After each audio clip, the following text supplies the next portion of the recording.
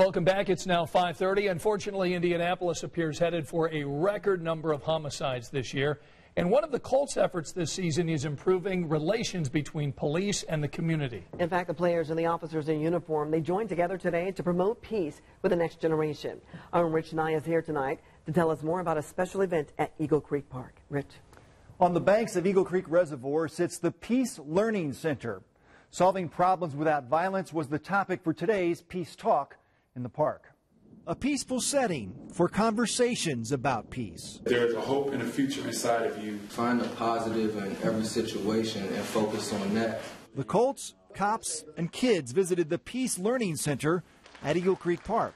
Start thinking about setting goals. The grown-ups offered advice to their 11-year-old selves. Step out there and meet new people and invite other people into your group. Sixth graders from Eleanor Skillen IPS School 34 shared in small groups about peaceful conflict resolution. There's a way to do that peacefully.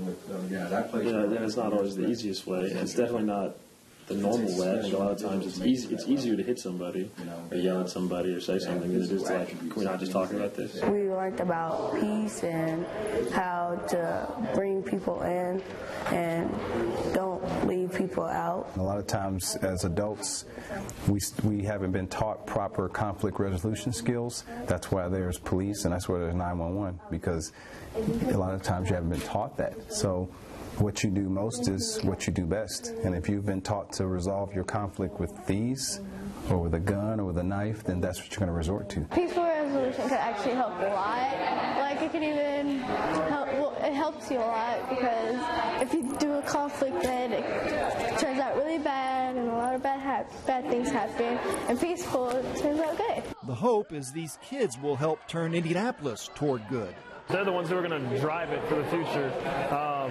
So if you have a lot of good leaders, a lot of strong-minded kids who are going to go out and stop kids from bullying and, tell people to do the right thing and hold people accountable, I think if that started from a young age, then really, really good things are happening, and it's a really bright future for the city.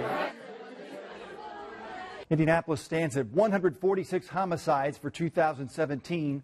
The record is 149. Scott, those are the statistics for lessons of managing anger, solving problems, and understanding different perspectives that were not learned early enough. All right.